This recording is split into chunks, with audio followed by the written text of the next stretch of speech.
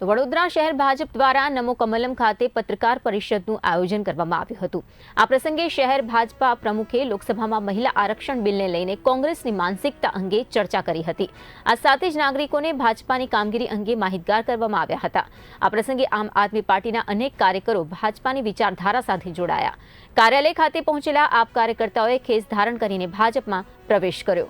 આપના social media in charge સહિતના હોદ્દેદારો, અકોટા વિધાનસભાના સહપ્રભારી અને અન્ય 40 થી વધુ કાર્યકરો ભાજપમાં જોડાઈ ગયા છે।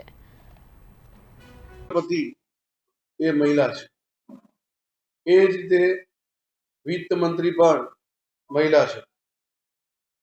જ્યારે મહિલા આરક્ષણની વાત કરવામાં આવી ત્યારે જે પ્રમાણે આ મહિલા આરક્ષણ માટે પાર્લામેન્ટમાં જે પ્રમાણે કોંગ્રેસે વિરોધ કર્યો, ખરેખર તો ભારતની નાગરિકોની સંખ્યાની સામે જોઈએ તો 50% મહિલાઓ છે। જ્યારે મહિલા શક્તિને આપણે સશક્ત બનાવવાની વાત કરી રહ્યા છે, ત્યારે નારી સશક્તિકરણની વાત કરી રહ્યા છે, ત્યારે આગામી દિવસોમાં નારી શક્તિ આગળ આવે, લોકસભા અને વિધાનસભામાં પણ એમનું નેતૃત્વ કરે। ભારતીય જનતા પાર્ટી વડોદરા મહાનગરમાં જેઓ પહેલા આમ આદમી પાર્ટીમાં કામ કરતા હતા એવા સૌ હોદ્દેદારો અને કાર્યકર્તાઓ મોટી સંખ્યામાં જોડાયા છે। ભારતીય જનતા પાર્ટી વડોદરા મહાનગર વતી હું સૌનું હૃદયથી સ્વાગત કરું છું। નારી શક્તિને મજબૂત કરવા માટે માન્ય પ્રધાનમંત્રીજીએ જ્યારે વિષય ઉઠાવ્યો તો આ મહિલા વિરોધી કોંગ્રેસે એનો વિરોધ પ્રદર્શન કર્યો। વિરોધ કર્યો એટલું તો નહીં, પણ જ્યારે સંસદ પત્યા પછી સંસદની બહાર જ એની ઉજવણી પણ કરી।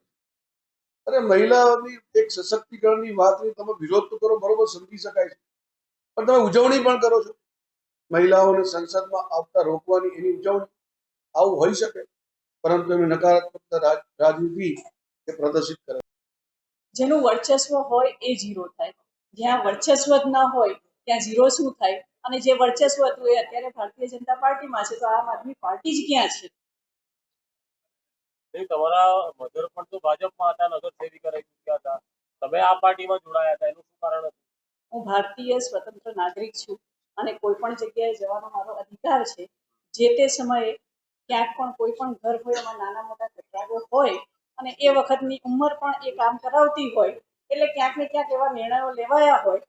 પણ અત્યારે હવે પરિપક્વતાની સાથે, અનુભવોની સાથે, રાજ્ય કક્ષાના અનુભવોની સાથે પાર્ટીમાં, ભલે આમ આદમી પાર્ટીમાં હું નથી, પણ એને મને એક જગ્યા પણ આપી હતી અનુભવો લેવા માટેની, એટલે એનો પણ હું આભાર તો માનીશ જ, કારણ કે એ જગ્યા આપી હતી મને। ભલે હયાત છે નથી ને અમારાથી હતી અલગ વિષય છે, પણ એનો પણ હું આભાર માની અને એટલું જ કહીશ કે ઘર વાપસી એટલે કે દીકરીની પાછી આ ઘરે વાપસી થઈ છે। મા બાપ જોડે અનબનાવ હોઈ શકે, પણ ક્યારેય દૂરીઓ ના હોઈ શકે, મતભેદ હોઈ શકે, મનભેદ ક્યારેય ના હોઈ શકે। હું પહેલા પણ અહીંયા હતી, આજે